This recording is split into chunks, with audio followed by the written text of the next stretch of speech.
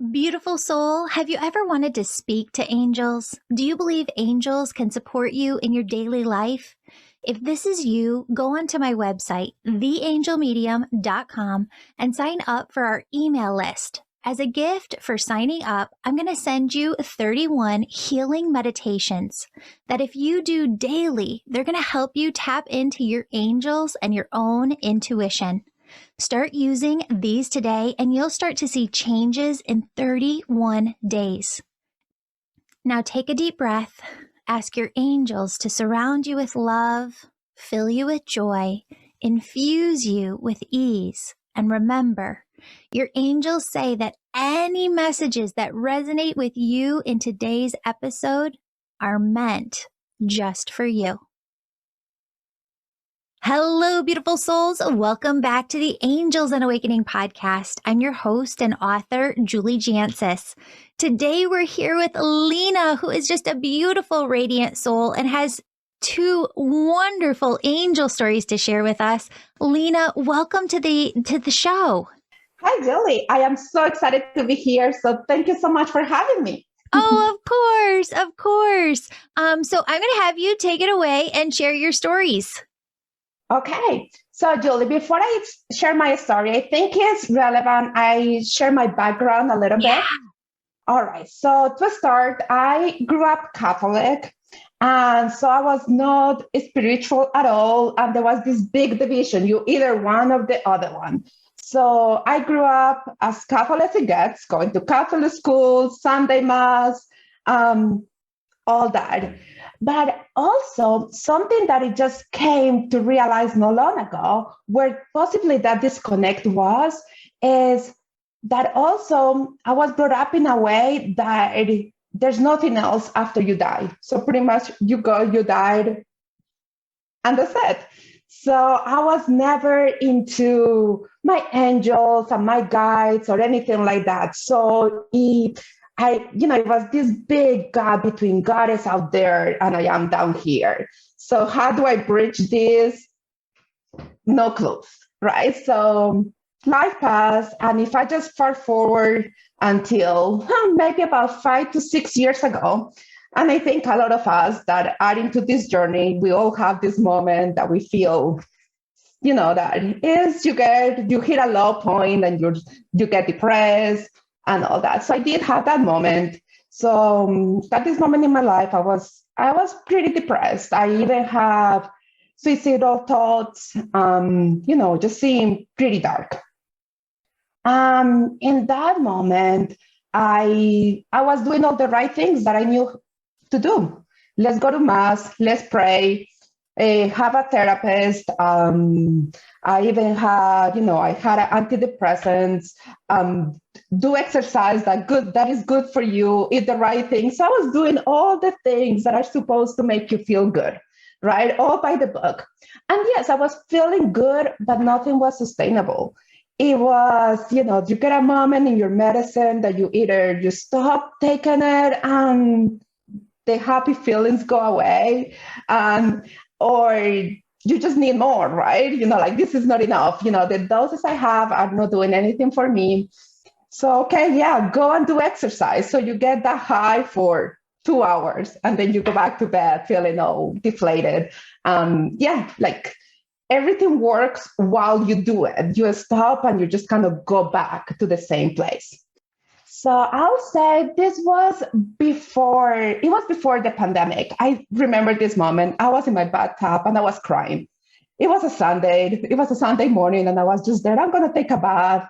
And I was just crying and crying. And I took my phone and I wasn't into podcasts just yet, but I said, I'm going to listen to a podcast. And I typed angels and your podcast came up. So I was like, oh, okay, let's just listen to this, see what happens. So I started listening. Said, okay, no, Lina, open mind, let's not judge anything, let's just listen. So I was just taking it in and okay.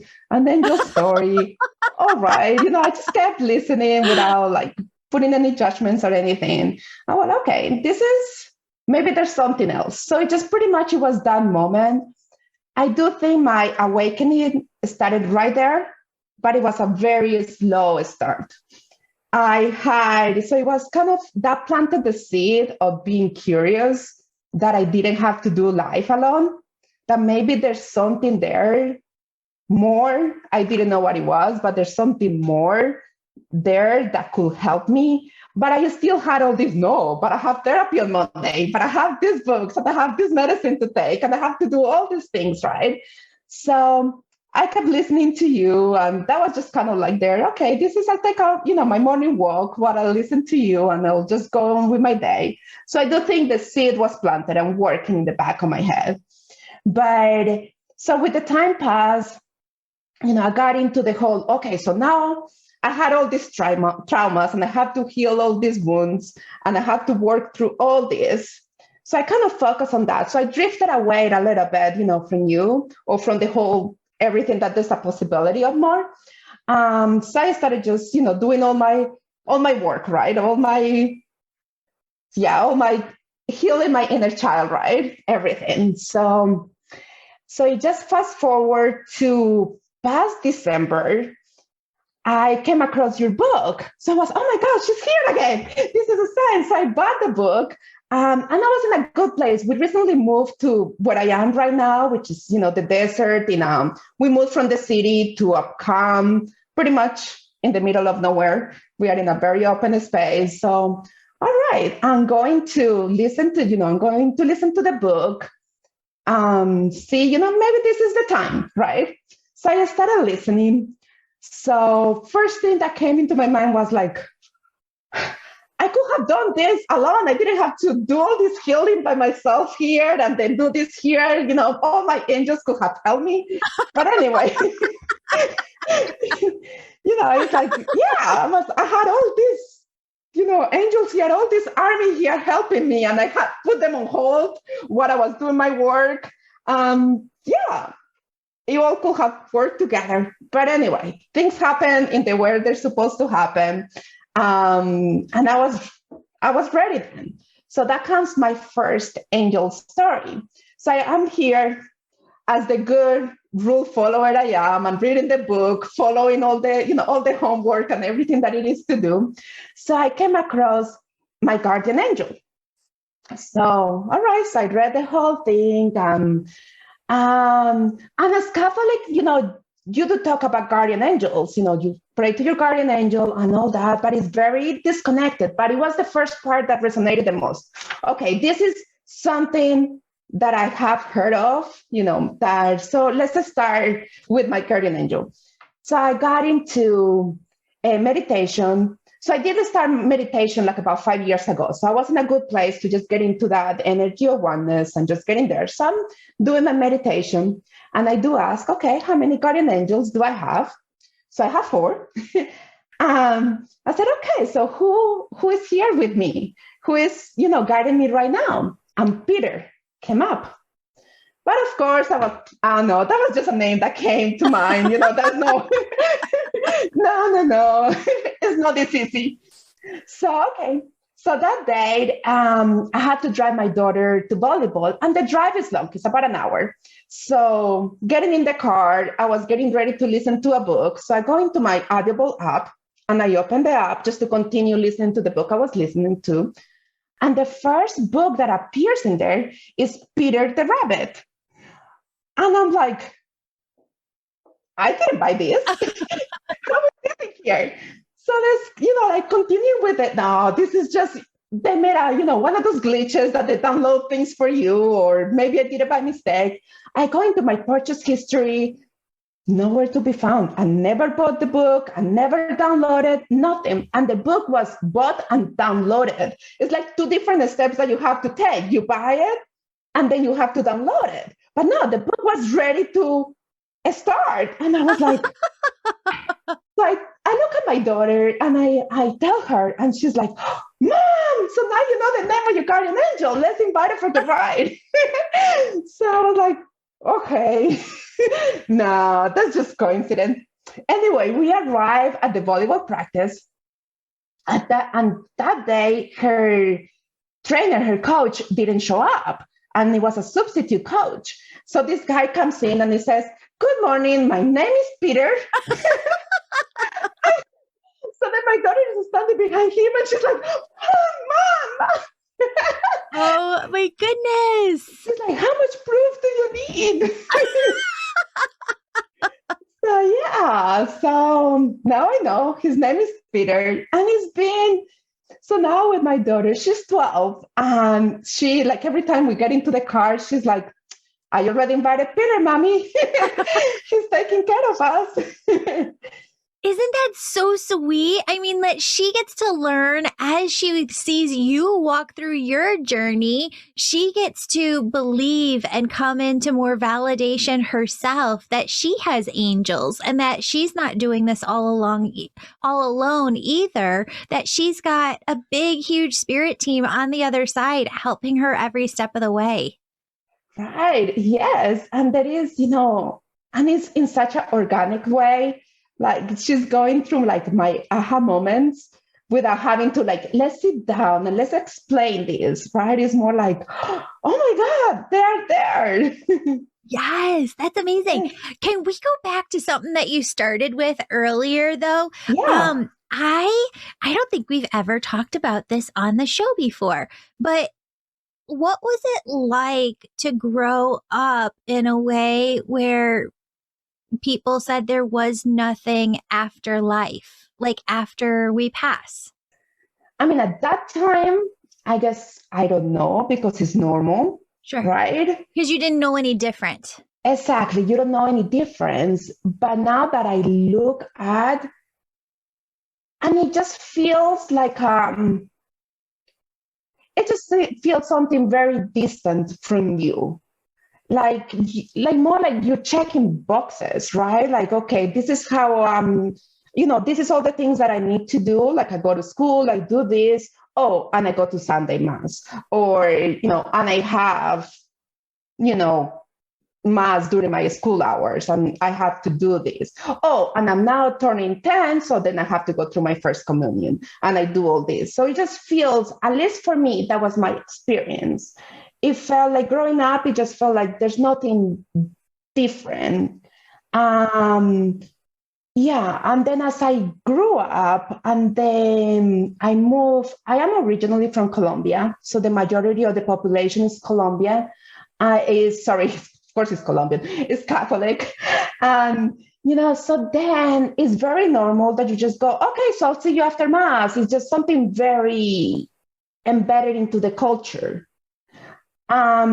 So you will think that, or at least myself, my experience, that you will be more into that, the energy and the love and all that. But in my experience, is the opposite. It's kind of like, this is just something we do because it is in the culture.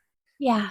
So then as I moved away and I started experiencing different religions, different ways of thinking, even seeing the same Christians and Catholics going into Mass with a completely different, like the whole energy was just very different. It was like, oh my God, there's more to it.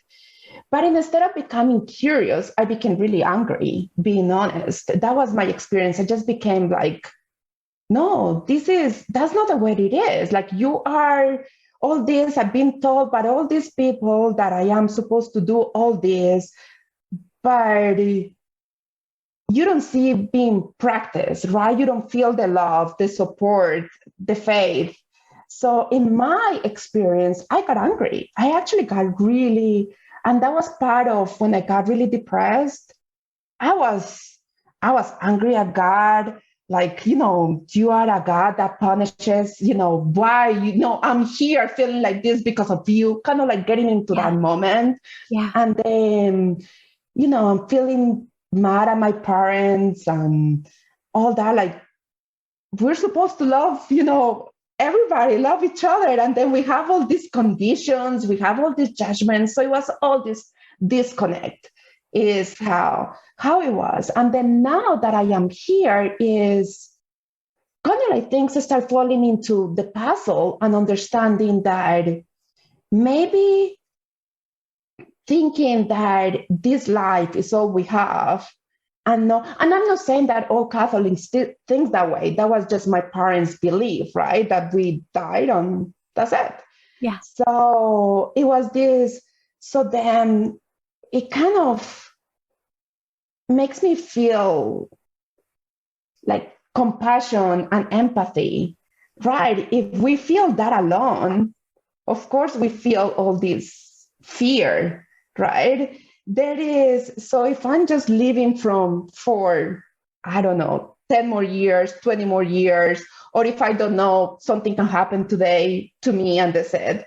So there's kind of like, I don't know, just why do I have to do good, right? Right. My soul is no evolving to something else, right? So it's just whatever I do, I'm done, right? So I don't know, there's you you feel it, and then I speak to my parents, and then you sense. I think the best word to describe it is that you sense that fear on them. That is just more. I think not thinking that there's no more is more unknown than knowing that is more. I don't know if that makes sense. Say that one more time. Just I think that if you are totally certain that there is nothing else after, it is more scary than knowing that there is more after that. So you have to, you go like, okay, there is, I'm being taken care of. What I'm doing here is helping my soul evolve. So I'm doing all this work for something greater than my next 10 years of life. It Yeah. just kind of expands that faith and that, I don't know, just it feels more expansive thinking that there is more and very restrictive thinking that it ends. Friend, if the idea of connecting to your angels and changing your life using your very own spiritual gifts sounds amazing and is deeply resonating with you today, I want you to go on my website and check out my angel membership. Registration is open. Sign up today and you'll get access to new course content and events each week and a private community. Members love how everything you need for your spiritual awakening is all in one place. Sign up today. Angel membership. It's incredibly healing. Also, the winner of this month's free reading with me is in the show notes below. Leave a 5-star positive review of my podcast or book, and you could be next month's winner. Lastly, check out the upcoming events page on my website, theangelmedium.com, because we have a lot of upcoming events that I know you're going to be interested in.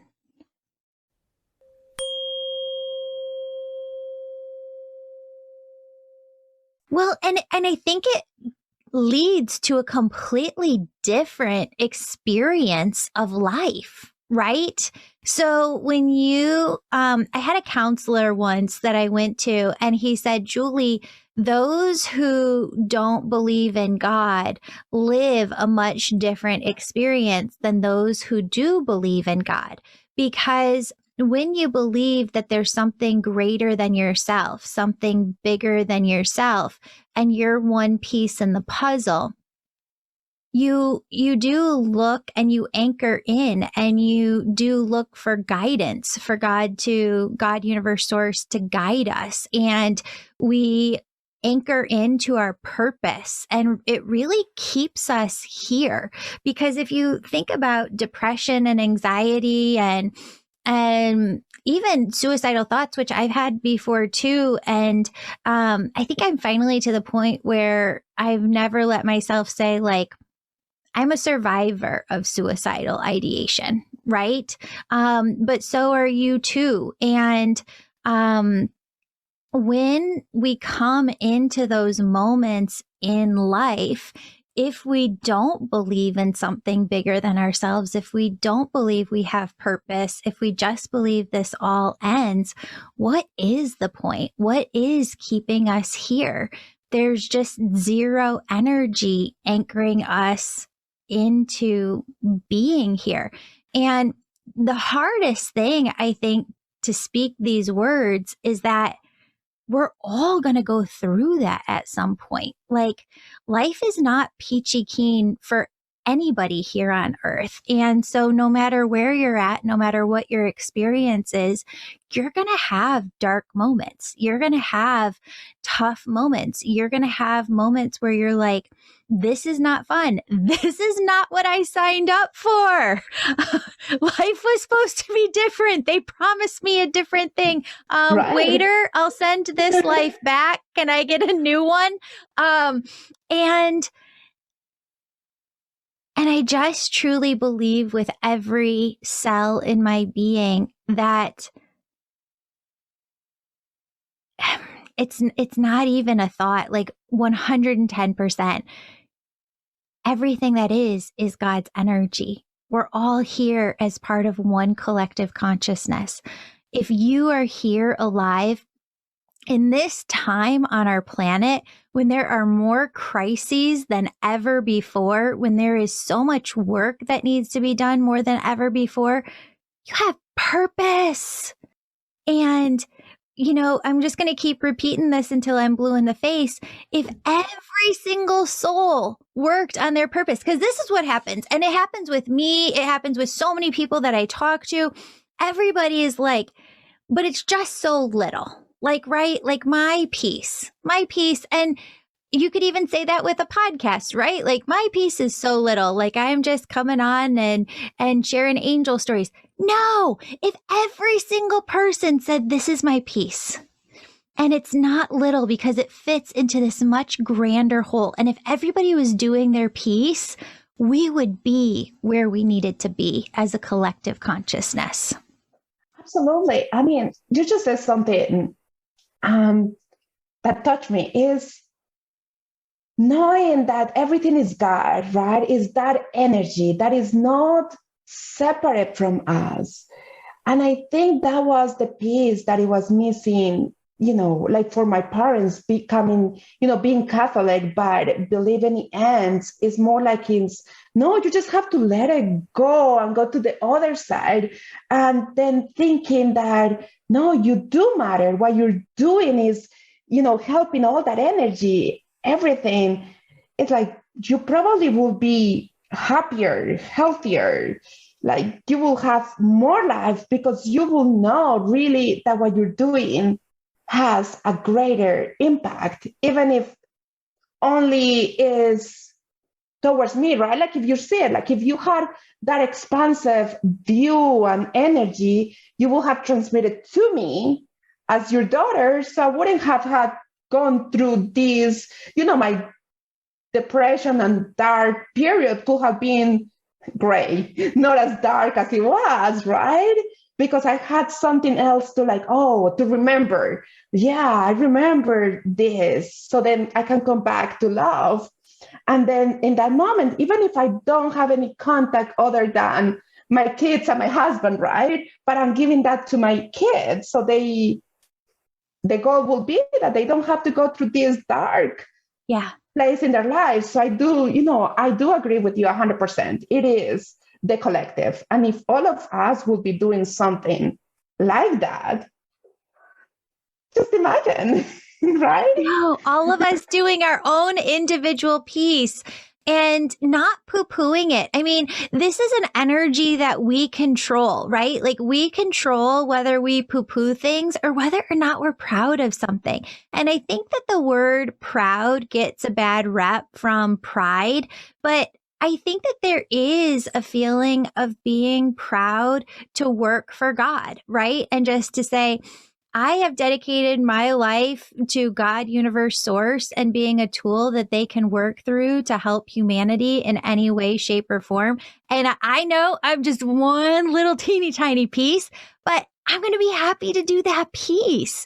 And when you poo-poo it, you minimize yourself. And what your guardian angels just whispered, and this is to everybody here, is you also minimize them. You minimize God, universe's, source's mission for you, because And I've struggled with this in my life. I think if I could be addicted to anything, it would be I am addicted to food and working, right? And I think a lot of us just want to work, work, work, not realizing how big of an impact our families are, our friends are, our community is, and that we're needed in those spaces too.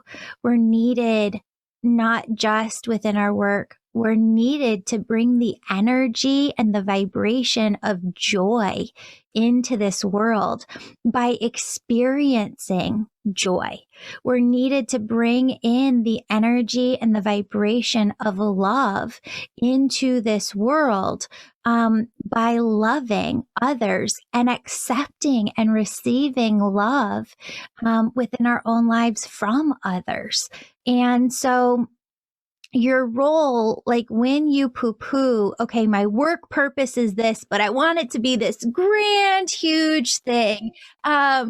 You minimize spirit's all encompassing whole purpose of all of the love you're supposed to share, all of the love you're supposed to experience, all of the joys you're supposed to experience, all of the passion, all of the excitement, all of the downs that bring you to your ups, right? Right. Yeah. Absolutely. Yeah. Yes. Oh, you're such an inspiration, Lina. Oh my goodness. I love getting to talk to you. Yeah. And that leads me to my second story, which is one of those that are not as great. The ones that you go like, okay, can I just change my life? So, like, I want to say this was a week after I met my guardian angel. So then I was, for that entire week, I was going, oh, you know what? You were doing the angel formula. So then I was following that as well. So The I was 31 days. yes. Oh, So yay. I was, dedicating like about an hour every morning to this. And, so I was like really into it, right? So I said, I met my guardian angel. What else is happening? I was super excited, right? So, so then I was, okay, this year I wanted to be a good year. I wanted to do the steps I need to take to make it a good year. So one of my main focuses was my health, right? So I'm a pretty healthy person, but it was just more like, let's just focus on, have optimal health. So I remember I was meditating this one morning, and I got so we had like 2 days before that, we had our landlord said, oh guys, I'm selling the house, you guys have to move out. And we were like, oh no, why? I don't want this. So, but anyway, so I started meditating and I said, okay, I need to know that I'm in the right, that I'm doing everything that I'm supposed to be doing, that I'm following the right steps. I want to start seeing signs. Send me a sign. So I saw a sunflower, right? Said, okay, I'm going to look for sunflowers today. So to my surprise, I ended up in the ER that night. I had the most horrific headache that you could ever imagine. It was just, I couldn't. It was just, well, I ended up in the ER. I was just to my husband, take me. I can't anymore. So he took me. When I was in the ER, I was starting with my phone and I opened Instagram. And the first thing that I see was an account that I don't follow. Her name was Lina, so my same name. And she had a picture of a huge sunflower in there. So I was like, okay. Right? The skeptic in me is like, all right. So anyway, they sent me to do a CT scan, and there was a sunflower in the wall of the CT room. And so I was like, Stop. okay. Hold on, it keeps getting better and better. Whoa. The signs, not the story. So then I came back. It happened that they found a brain tumor. So I have right now a brain tumor. But so when the doctor called me, he told me we found a mass. He called me by the shoulders and he says, I know the words are big. Don't get scared by the words. We never find anything this small. It's tiny. We never find anything. It's always when something is happening that we find it. And, it's not too late, but it has taken over some part of the brain or something. But this is tiny. You have all the time, all the resources, everything to get it taken care of. So this never happens. You're just the luckiest person I ever seen. So I was like, but anyway, I was just like, I have a brain tumor. Oh my God, all right. So, and I was still in pain. So for the next couple of days, I was dealing with the pain, trying to just what's happening in here.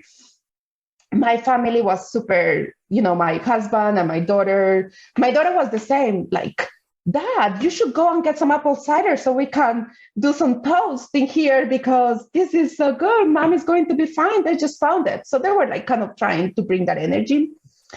Anyway, from them on, Julie, I went to the MRI room and a big, like a tree sunflowers sitting right there in front of me. And I'm like, huh. Then I go and see the neurologist. Another sunflower sitting right there by the desk. I had then,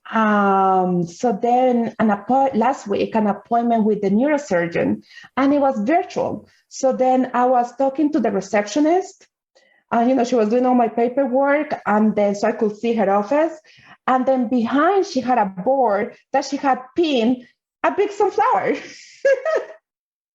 And so every time it's like, I don't know, I don't know what you're doing, but this is what's supposed to, this is supposed to be happening. This is actually, I have a brain tumor, but I'm happy.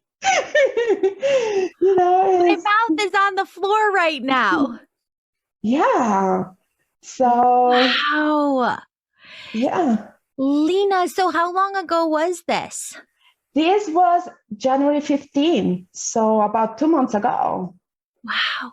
So what is your treatment plan? And that's the hardest part. That's been the hardest part is the waiting.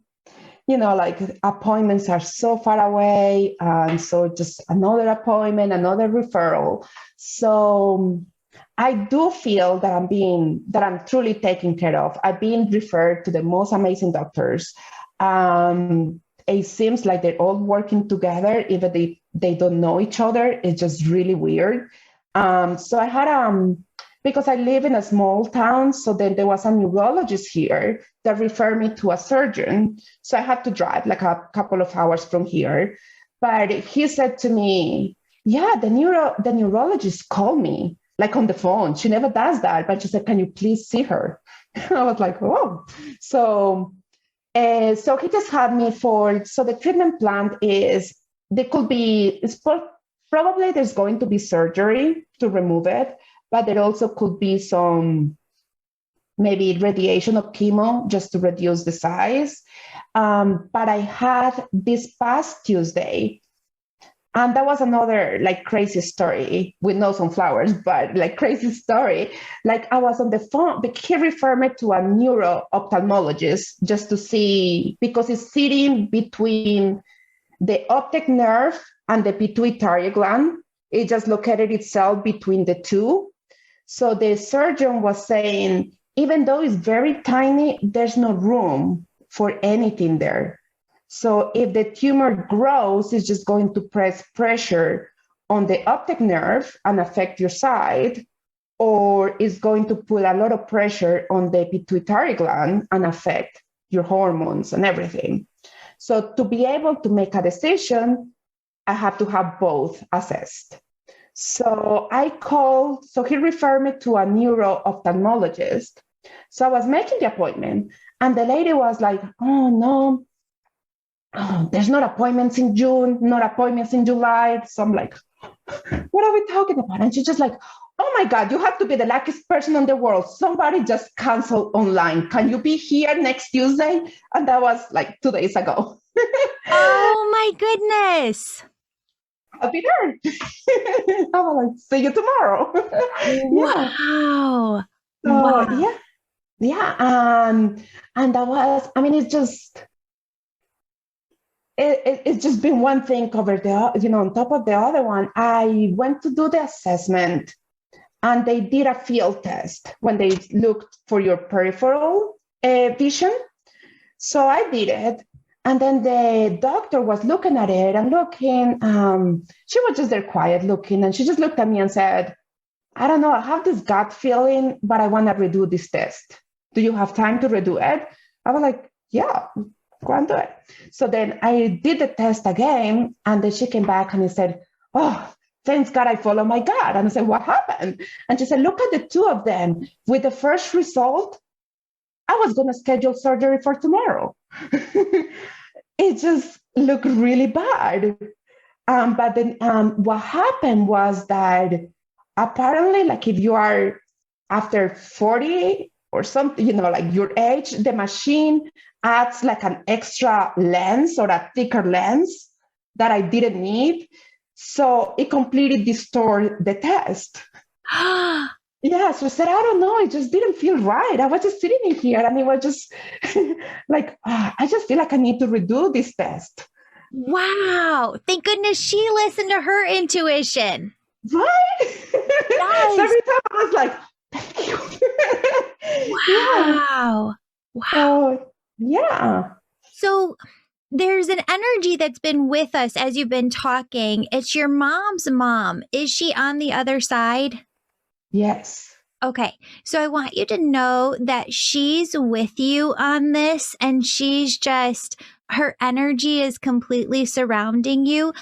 It's also surrounding your kids because they're so worried and such huge empaths that they're kind of taking on some of this energy for you. So she just brings in this massive amount of her omnipresent energy and just shows me how much of it is just blanketing and comforting and covering your entire family right now. She says you will have the best possible outcome. Okay. So I want you to continue to see that. But I want everybody here to pray for you today as, this is airing. We're going to do 2 prayers at the end. Spirit said, I'm going to lead us in a prayer to have everybody pray for your health and everybody in the world who's kind of going through something similar right now. I'd also love it if we end too with you doing a prayer in Spanish, if you wouldn't mind, because I feel like there's things on your heart that the angel said that you want to pray about too for the world. But I wanted you to know that grandmotherly energy is there and you knew her in this lifetime, right? Because she keeps taking me back to you being a little girl and just loving these memories of you being such an energetic and just such a joy-filled child. You gave me goosebumps because she passed away when I was 3 years old. So I never, and she was very sick. So all my memories of her are she in bed. So I kind of never really thought that she was here with me. Yeah, I do remember that I would arrive from school because my bus used to drop me off there. It would always be like, oh, I'm just going to go into grandma and just jump in her bed. And my aunt, that she still lived in the house, she was always like, no, get out of there. You're just disturbing grandma. But that's all my memories that I just been thought of that I needed to leave the bedroom and leave her rest. But it was just me like playing with her hands and jumping, over her. And that's all I remember of her. Yeah. Well, you could imagine if the roles were reversed and you had a granddaughter who was coming in, how much you would love just like to be around her energy.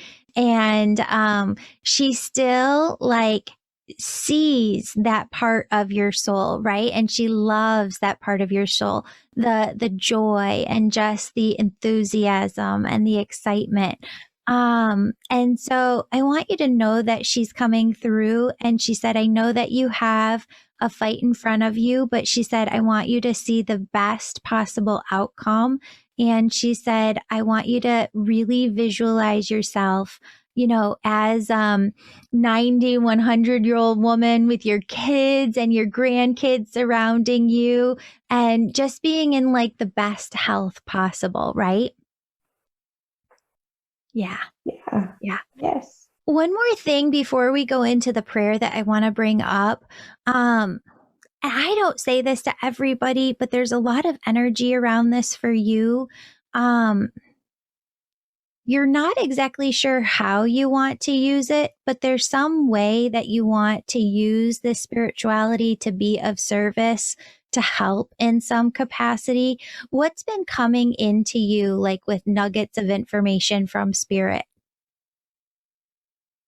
I have this certainty that there's something I'm supposed to be doing. Yeah. I don't know what it is. I have my job and something totally different. But it's just kind of like there's something that I'm supposed to do. I just don't know what it is. Yeah. So here's what I want to let you know. Mm-hmm. I want you to research all different types of healing, right? Because there are all different types of healing. Some people do healing with horses, where people ride horses and really tune into the energy of horses. Some people do art therapy. Some people do journaling therapy and healing work and energy work. Some people do hands-on healing work. Some people want to be able to bring through messages. There's just, when you go through the different lists, and I've searched them on the internet before, I think I've got one in the back of my book that I compiled too, of all different types of healing modalities. When you start to research them, it becomes very clear because you go through and you're like, no, that's not for me. No, that's not it either. Nope, that's not it. But then as you do research, you stumble upon things and you're like, it's this. I need to look at this more. And it could be anything in the list, right? And there could be 50, 100 things on the list. Whatever those couple that stand out where you're like, okay, I circled 3 out of 100. I need to go into these 3. As you start to explore them in more depth, stuff becomes apparent to you, right? And we're in a day and age where sometimes we need to bridge different modalities and bring different modalities together. So I want you to give yourself permission to just do some research and some exploration of all of these different healing modalities so that you're able to feel the alignment with what is calling to you. What your guardian angel just said to say is, and your grandma is standing right next to him. If you don't give yourself permission to do that research, that's where we kind of spin, where it's a year later, it's 3 years later, it's 7 years later, and we're like, I still don't know. We haven't given ourselves permission to really dive deeper, to really look at the full list of everything that we could do, to really work with our angels and have them show us different visions, because it could be something completely different and there is nothing out there yet. But when you give yourself permission to do that, you feel resonance, you feel alignment. And what your grandma just said is that it's part of this journey for you, that this healing modality that you're interested in not only is going to help you heal, but when you're on the other side of your healing treatment and you're fully healed yourself, you are going to work with people in some way to teach them what it is that you learned. And they're really excited for you to get to do that work. Thank you. Yay, yes. I'm out of words. I'm like, yes. Thank you. Oh, Lina. Oh, I hope everybody just had a great time today. I'm so sorry for what you are going through, but I just love your energy. You are a beautiful, radiant soul. And I'd love everybody just to kind of bow our heads together and say a little prayer. Dear God, universe source, please wrap Lina in your love, your energy, your warmth, your oneness.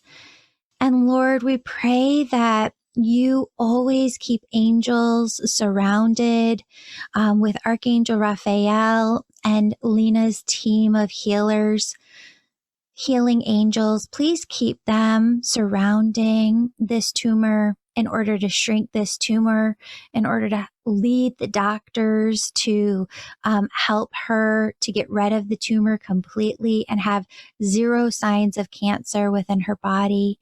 And I want everybody who's listening right now to just imagine this moment when Lina is all the way healed and getting this notification from her doctors. And I just want you to see her smiling, joyful, maybe even jumping up and down or raising her hands like yes in the air.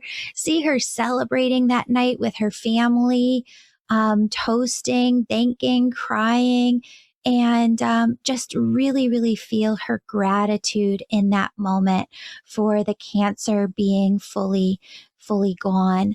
And God, universe source, we ask you also to extend your oneness energy out and surround everybody who is going through a medical diagnosis in this life right now.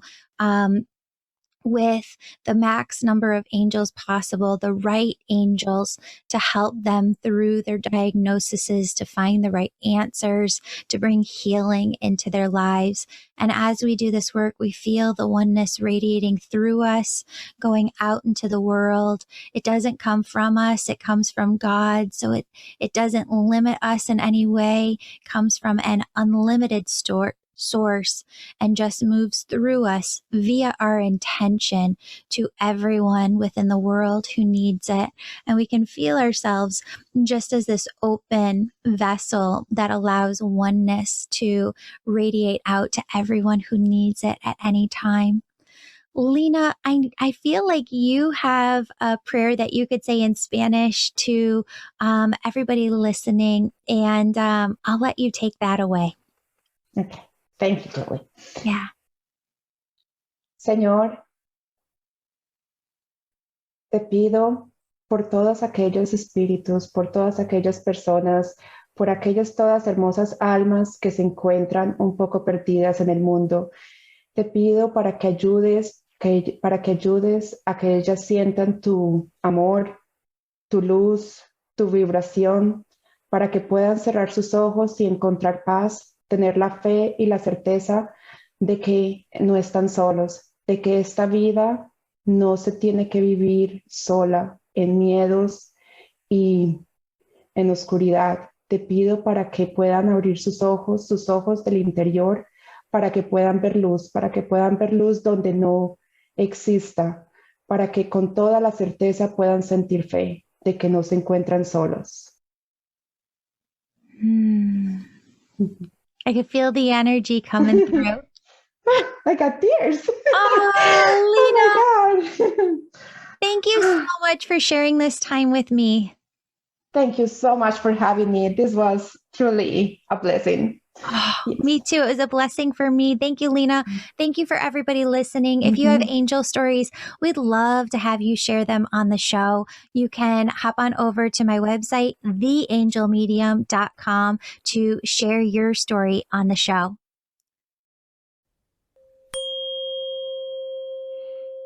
Beautiful soul, thank you so much for joining me today. My name's Julie. You know I'm all about connecting you with messages from your angels and loved ones on the other side. If you've been listening today and you're super excited and just have to know which angels are sitting around you now, who's connecting with you, and how they're supporting you, go to theangelmedium.com. Register for a virtual session. You can do a reading with me or a member on my team. We're all incredible. We all talk to angels daily, and we can help you in making sure that your angels are doing the best they can to support you and guiding you to the life you want to live. Virtual sessions, they're only offered on my website, never, never, never offered on social media, only offered on theangelmedium.com. Sign up today. And if you're the person who's really excited, you're ready to go all in developing your unique spiritual gifts, growing your intuition, starting your own healing business, you can sign up for my Angel Reiki School to become a certified angel messenger. That's for the healers among us who feel called to grow their intuition to the max and serve humanity with their gifts. You'll learn energy healing, mediumship, how to deliver angel messages, and business mastery skills. That's the Angel Reiki School. You can find more information on theangelmedium.com or DM me over on Instagram at Angel Podcast with any questions you have. Friends, before you go, connect with your angels by placing your hand on your heart, taking a deep breath. Imagine a doorway filled with God's unconditional love in front of you. I want you to step into that love in front of you. And I want you to feel it as it fills your body, your chakras, and your auric field. Now ask your angels, what would you have me know today? And open yourself to the positive, loving messages they have just for you.